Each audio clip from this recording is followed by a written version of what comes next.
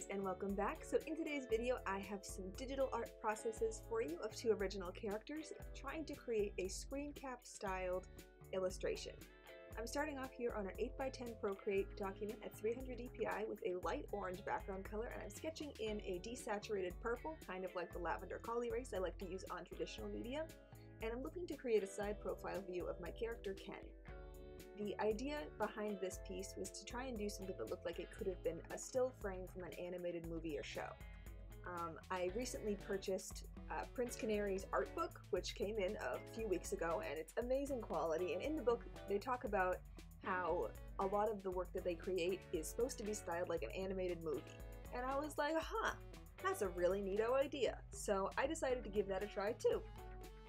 I did the line out here with a new brush. I downloaded some free brushes from Gumroad, and if anyone wants them I can link them down below, but they were free, and this one is the one I was talking about previously in the comic video, where the texture is mainly on the inside of the brush rather than the outer edges, which I think adds a really nice crispness to the piece while still keeping that textured detail.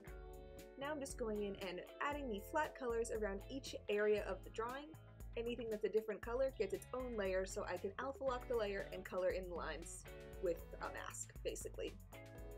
In Procreate, that function could also be called a clipping mask, or just locking the layer.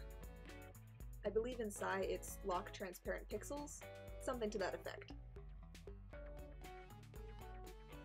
The next step here is going in each of those layers and just adding in basic gradients. So as you can see here, I've done some light shading on each of the areas, but not my actual multiply layer. There's a little bit of multiply on the face in the purple shading, but for that I'm going in and doing the background, which is just blocked in with a couple flat pen tools and then blurred with the Gaussian blur tool. I had first wanted to do some props on the table in front of him, but I end up removing those later because I don't like the way it distracts from the actual focal point of the piece, which is his face. I wanted to make sure this piece felt very atmospheric and that it felt like he was really in some sort of animated scene, so I'm making sure here to make things overlaid with the different background colors. Because the lighting is orange, the shadows are all going to be a very cool purple color, and obviously it's going to be a slightly different lighting atmosphere than the front of the restaurant that we can see in the background versus where he is a little bit farther back in, but it's implied that there's a light above him, so the highlighting is going to be really obvious on like the top of his hair and like higher up on the piece versus down below, and I've shown that by using an alpha locked gradient over just the shape of the figure versus over the entire background, though there are some regular multiply gradients over the background itself. Here I'm going in and I've laid in all the shadows for the hair, and then once I have that done in that one multiply shadow color, I'm actually going in, alpha locking that, and then using an airbrush tool to erase away some of the opacity on the top area to make it more obvious that's where the light's coming from. It's also a nice way to add depth without it being super contrasty.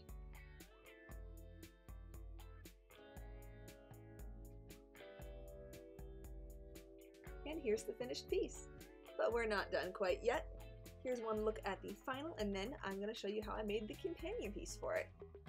So originally I had used these characters for an assignment I did over the summer at that CGMA course I took, and decided that I really wanted to work with them some more, so I decided to do sort of a comic kind of thing. For the original CGMA assignment it was a shot-by-shot thing, so there was no text bubbles, but it was basically a comic with 6 panels, and it was these two characters, so they were already kind of in a comic-styled setting. And I just really thought it would be nice to do a companion piece that also looked kind of like a screenshot of what maybe the next shot in the fake animated movie would be. I was originally using a sketch that I created on a different Procreate document and then decided to go in and just redraw the face based on that. I'm a big person for using thumbnails as your sketch because a lot of times the flow is going to be better, and that's something that's really great about digital work, is that unlike traditional work, you've already got that saved and you can resize that easily and whatnot. And I wanted to make sure that the hands were also really good in this piece because I think it's always good to try and push yourself if you can. I know a lot of times it's very easy to cut things off or cover them in drawings, but if you know it's something you're going to struggle with, maybe it's something to try harder on. Now I'm going in and inking with that same brush I used in the first piece, And I have his design down a little bit less than I do Ken's, just because I had actually been working with Ken's design a little bit more. There's actually a lot more pieces of him, and I've really kind of made the design exactly how I want it. I'm not really sure with Rudy really too much what I'm keeping for certain. I mean, I like the hair, but I think we can come up with something cooler. I've gone in and made sure each of those layers for the line art is colored. The line art's one layer. I believe the glasses are on a separate layer, so I could remove those if I wanted to. But now that each area of the line art is colored to match the area it surrounds, I'm going in and flattening those. It would actually be a lot easier to do this in Photoshop, where I could use my multi-fill extension and not have to do this all by hand, but I'm using Procreate for this, and so it's a little bit easier just to do it this way as opposed to transferring the file that many times. And this was actually the piece I was working on for fun after I was done working on what I was working on for the day, so it was nice to be able to just go there and trace the inside of my lines, you know?